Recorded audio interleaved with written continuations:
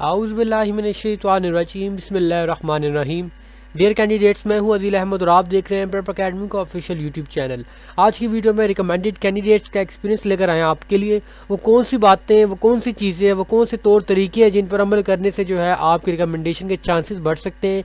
आज की वीडियो में ये डिस्कस करेंगे और उसके साथ साथ इंटरव्यू को आप के लिए आसान अल्फाज में इंटरप्रेट करेंगे। तो आइए बढ़ते हैं आज के अपनी इस वीडियो की तरफ without any further ado. And तक देख रहे वीडियो कोई पार्ट बीच में मिस नहीं करना आपने। So let's begin guys. सबसे पहले राइटिंग ऐसे, इससे मुतालिक आप लोगों की काफ़ी फरमाइश आ रही थी व्हाट्सएप पे, ठीक है, कि इसके मुतालिक बताएं। मैंने 2 से 3 वीडियोस में जो हमने सीरीज़ चलाई उसमें सिर्फ इसको डिस्कस किया था और आज मैं कर रहा हूँ जस्ट बिकॉज ये कुछ आखिरी दिन में, कुछ आखिरी वीडियोज़ में से हमारी एक ही है। ऐसे के लिए मैं आपको कुछ चीज़ें बता दूं, इंग्लिश के लिए भी उर्दू के लिए भी। जो ऐसे के टॉपिक्स हैं उसके लिए मैंने अलग से वीडियो बनाई है, ठीक है, तो आप जाके वो भी देख लेगा प्लेलिस्ट में। उसके मैं लिखने का तरीका आपको बताता हूँ। पेन आप लोग यूज़ करेंगे ब्लू, लेकिन जो सबसे मेन चीज़ इसमें होती है वो है दो चीज़ें सबसे मेन होती है इसमें। एक आपकी होती है हैंड राइटिंग और दूसरी आपका होता है कॉन्टेंट, ठीक है। और उस कंटेंट को अगर फर्दर इंटरप्रेट करें तो एक और जो पॉइंट बनता है आपका वो होता है कि आपका पैटर्न किस तरह का है। ऐसे को लिखने के लिए आपको बेहतर ये कि पैराग्राफ की फॉर्म में लिखें और 2 से 3 या 3 से 4 पैराग्राफ लिखें और आपने ऐसे को डिफरेंट पार्ट्स में डिवाइड करना है। अब मैं आपको बता दूं वो पार्ट्स कौन कौन से हैं। वो 3 पार्ट्स होते हैं आपके, ठीक है, ऐसे की। एक अच्छे ऐसे की मैं बात कर रहा हूँ कि एक अच्छे ऐसे में कितने बॉडी पार्ट्स होते हैं। नंबर 1 इसका होता है इंट्रोडक्शन, नंबर 2 होती है मेन बॉडी और नंबर 3 होता है कंक्लूजन। इंट्रोडक्शन वाला पार्ट और जो आपका ये दूसरा वाला जो पार्ट है इसको आप कर लें अलग, इंट्रोडक्शन और कंक्लूजन। इंट्रोडक्शन में आपने फ़र्ज़ करने का को एजुकेशन पर टॉपिक आता है तो आपने को एजुकेशन को डिफाइन कर देना है, या फिर अगर जुडिशरी सिस्टम पर आता है तो आपने जुडिशरी सिस्टम को डिफाइन कर देना है। उसके बाद हमने बढ़ना है इसकी तरफ जो कि है हमारे पास कंक्लूजन में आपने क्या करना होता है कि आपने जितना भी लिखा होता है आपने उसको समअप करके एक पैराग्राफ की सूरत में अपना पॉइंट ऑफ व्यू बीच में शामिल करना होता है और उसमें ऐसे टिप्स देनी या फिर अपने ऐसे सजेशन देने होते हैं जो किसी भी सिस्टम को जिसकी आप बात कर रहे हैं वो उसके लिए हेल्पफुल हो। उसके बाद मेन बॉडी में क्या क्या आता है। देखिए फ़र्ज़ करें हम एक ऐसे लिख रहे हैं मीडिया पर, मीडिया एंड इट्स इम्पैक्ट पर या सोशल मीडिया पर, तो उसके आते हैं पॉजिटिव इम्पैक्ट, एक होते हैं नेगेटिव इम्पैक्ट्स, उसके बाद एक होता है कि पाकिस्तान में उससे क्या सिचुएशन है कि अगर अपनी सोसाइटी की बात करें, ये 3 चीज़ें उसमें मज़ीद आती हैं। तो कुल मिला के 3, 4, 5 स्टेप होते हैं जिनका एक ऐसे कॉन्स्टिट्यूट होता है। अब ऐसे लिखने के लिए सबसे मेन चीज़, ऐसे के टॉपिक्स का मैं आपको जनरल चीज़ बता दूं एक, कि ऐसे के जो टॉपिक्स हैं वो बिल्कुल आपकी सोसाइटी यानी कि पाकिस्तान के जो जनरल इश्यूज़ चल रहे हैं और ये वही ऐसे होते हैं जो बार बार रिपीट होते हैं। इसके मुतालिक मैं ISSB के एक पार्ट बीच में ऐड करना चाहूँगा ताकि आपकी फर्दर रहनुमाई भी कर सकूँ और आपके बात आसानी में समझ आ जाए कि देखें ISSB की सारी इन्फॉर्मेशन, कौन से वैट आने, कौन से सेंटेंस कंप्लीशन टेस्ट आने, कौन से उसमें पर्सनैलिटी असेसमेंट टेस्ट आने, ये तमाम की तमाम चीज़ें जो हैं, ये तमाम की तमाम चीज़ें ये आपको ऑलरेडी इंटरनेट पर मिल सकती हैं या मिल जाती हैं आराम से। लेकिन इसको लिखना मकसद नहीं है हमारा, लिखना बड़ी चीज़ नहीं है, किस तरह से लिखते हैं मायने ये रखता है। और एक ऐसा इंटरव्यू जो इंटरव्यू से पहले आप कैसे पढ़ता है तो आप अंदाज़ा लगाएं वो आपके बारे में, आपके पॉइंट ऑफ व्यू के बारे में, आपकी पर्सनैलिटी के बारे में एक इमेज बनाकर बैठा होगा। अगर ऐसे अच्छा होगा इमेज अच्छी बनेगी, ऐसे गंदा होगा तो इमेज भी थोड़ी ख़राब बनेगी। लेकिन कोई भी जो हर्फ होता है वो आखिरी हर्फ नहीं होता, आप हमेशा उसमें इम्प्रूवमेंट ऐड कर सकते हैं। यहाँ पर एक चीज़ बता दूँ आपको कि ऐसे के अगर बारे में आपको इन्फॉर्मेशन नहीं है तो जनरल टॉपिक्स जो पाकिस्तान के पॉपुलेशन, एवर पॉपुलेशन, अनएम्प्लॉयमेंट है, जुडिशरी के इश्यूज़ हैं हमारे, इनके आप ब्लॉग्स पढ़ें, इनके आप एसेस पढ़ें इंटरनेट पर और इंशाल्लाह मैं उम्मीद करता हूँ कि इससे आपको काफ़ी फ़र्क पड़ेगा आपके ऐसे इंप्रूव करने में। और प्रैक्टिस हार्ड करें, आपके पास टाइम कम होता है जेंटलमैन, आपके पास ऐसे के दौरान बहुत ही कम टाइम होता है और अगर आप अपने टाइम को मैनेज करना चाहते हैं तो इसका सबसे बेहतरीन तरीका यही है कि आपने रिटन राइटिंग की प्रैक्टिस करनी है, अच्छी राइटिंग में करना है और ताकि आप कैसे भी अच्छा हो, इंटरव्यू भी अच्छा हो जाए आपका। उसके बाद मैं अपने पर्सनल एक्सपीरियंस से और जो एक्सपीरियंस आप लोग शेयर करते हैं मैं उसके बारे में एक चीज़ यहाँ पर शेयर करूँगा इस पॉइंट के बारे में कि इंटरव्यू के बारे में सबसे इंपॉर्टेंट टिप, ये टिप आपको इनिशियल इंटरव्यू में भी और ये टिप आपको ISSB के इंटरव्यू में भी काफ़ी हेल्प करेगी। अभी किस तरह से करेगी ये मैं आपको बताता हूँ कि फ़र्ज़ करें आप इंटरव्यू के लिए जाते हैं तो आप एक चीज़ नोट करेंगे कि आपको आधा घंटा, घंटा, 1.5 घंटा, 2 घंटा, जिनका आखिरी नंबर होता है वो 3-3, 4-4, 5-5 घंटे तक वैसे ही बैठे रहते हैं, ठीक है, सिर्फ समझाने के लिए कह रहा हूँ, लेकिन रियलिटी में 3 घंटे 4 घंटे या 2 घंटे 1 घंटा होता होगा। तो कहने का मकसद क्या आपका, ये मेरा कहने का मकसद ये है कि देखें, जब आप बैठे रहते हैं इतनी देर, आपके जहन में मुख्तलिफ ख्यालात आते हैं, आपका जो कॉन्फिडेंस होता है उसके लूज़ होने के चांसेस जो है वो बढ़ जाते हैं। आपने एक पानी की बोतल साथ रखनी है, नीम गर्म पानी की, आपने उसके थोड़ा थोड़ा घूंट लेते रहना, ताकि आपका जो कॉन्फिडेंस लेवल है, आपका जो बॉडी है वो हाइड्रेटेड रहे हर टाइम पे। और आपने एक चीज़ का ख्याल रखें, दुरूद शरीफ पढ़ते रहना है, और कोई ओवर थिंकिंग बीच में नहीं करनी। आपको एक चीज़ हमेशा याद होनी चाहिए, एक बड़ा मशहूर कोट है कि आपने जीतने से पहले कभी जीतने ख्याल नहीं करना, और हारने से पहले कभी नहीं करना। और एक कहावत भी है हमारी उर्दू में कि देखें, इंसान तब तक नहीं हार सकते, जब इंसान को कोई चीज़ तब तक नहीं हरा सकती जब तक इंसान खुद ना हार मान ले। तो आपने चीज़ों पर अमल करना है। ये इंपॉर्टेंट टिप ICS इंटरव्यू के बारे में भी है। आपने बस अपना बॉडी जो हाइड्रेटेड रखनी है अपनी, आपने कॉन्फिडेंस लेवल मेंटेन रखना है, आपने जो है वो तैयार रहना है हर लम्हे के लिए, ठीक है। आपने इंटरव्यू आपका जो है वो 3 से 4 मिनट का होगा, लेकिन जो आपको इंतज़ार होगा तो उसको आपने थोड़ा कंट्रोल करने की ट्राई करनी है। उसके बाद gentleman, why do you want to join Pakistan army. वक्तन फ़वक्तन इसको मैं डिस्कस करता रहा था, लास्ट वीडियो में भी किया था, लेकिन आज इसको दोबारा बात करने का मकसद ये कि मैं चाहता हूँ कि आपकी एक बार दोबारा रिवीजन हो जाए, because this is one of the last videos of this series. Why do you want to join Pakistan army. आप किसी भी काम को सर अंजाम देते हैं तो जो सबसे मेन चीज़, कोर जो उसका वाइटल होता है, वो होता है आपका करने का मकसद। अगर आप जो है अपनी स्टडी कर रहे हैं, आप 3-3 4-4 घंटे लगा के रोज़ अपना कोर्स कवर कर रहे हैं, पढ़ रहे हैं, इसका मतलब है कि आपने एक अच्छी पोजीशन लेनी है, आपने बोर्ड को टॉप करना है, आपने स्कूल को टॉप करना है, आपने क्लास को टॉप करना है, और आपने अपने क्लासमेट्स में, अपने दोस्त से बाप में एक अच्छे नंबर स्कोर करने हैं। यह आपका मकसद है, और आपका मकसद ही आपको मोटिवेट करता है कि आप जो काम करने जा रहे हैं वो आप किस विल और ज़ील के साथ करेंगे। इसी तरह अगर पाकिस्तान आर्मी को ज्वाइन करने का मकसद तगड़ा होगा, मकसद जो है ख़ानदानी होगा, मकसद ऑर्गेनिक होगा, तो आपको इसमें ज़्यादा दुश्वारी नहीं होगी कि आप अपनी रिकमेंडेशन को अचीव कर सकते हैं।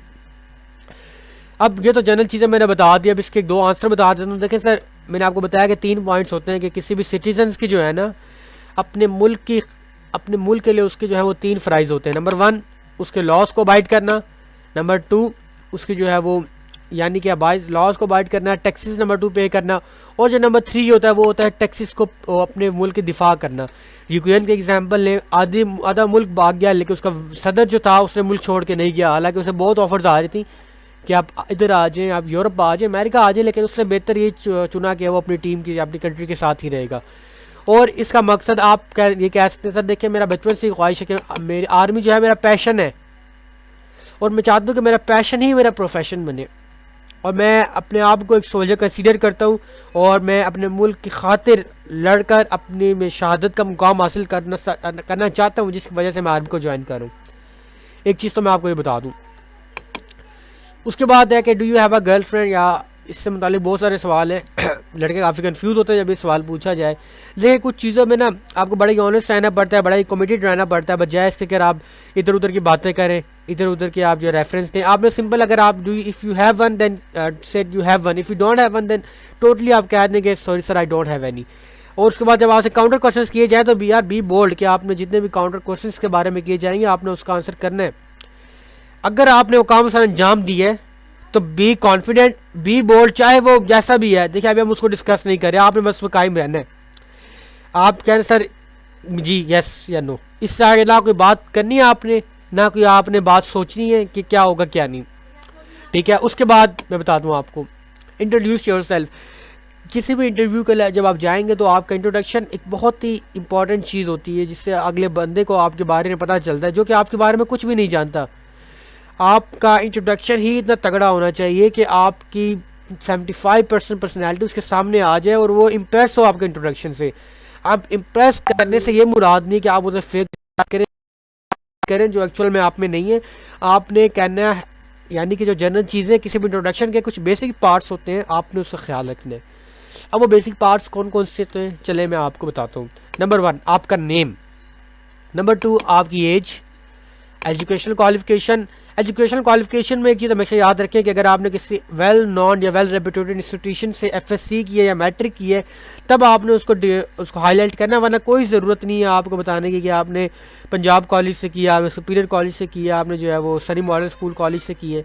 आपने वो कहना जो आपको मैं जिस तरह गाइड कर रहा हूँ, क्योंकि बिकॉज देखें ये हमें भी किसी ने सिखाया है। और जिसने सिखाया वो ज़ाहिर बात है मैं आपको नहीं बता सकता। एनीवे एक चीज़ याद रखें कि ये 3 चीज़ें आपने कर ली हैं, उसके बाद मैं आपको बता दूँ क्या क्या होता है। उसके बाद होती है आपकी हॉबीज़ आती हैं, आपके इंटरेस्ट आते हैं, ठीक है। उसके बाद आपका होता है कि आपकी हॉबीज़ आती है, आपके इंटरेस्ट आते हैं, उसके बाद आपकी जो है वो what are you doing nowadays, और जो लास्ट पे आप ऐड कर सकते हैं what do you want to become in life. ये करने के बाद आपने जो हॉबीज़ होती हैं, आपके इंटरेस्ट होते हैं, आपको कोई ज़रूरत नहीं है बनने की। जो आपने अपने आप को स्टडी किया, अपने नफ्स को आपने पढ़ा है, उसके जानने की कोशिश की, तो आपने वही इसके बारे में इंफॉर्मेशन यहाँ पर लिखनी है।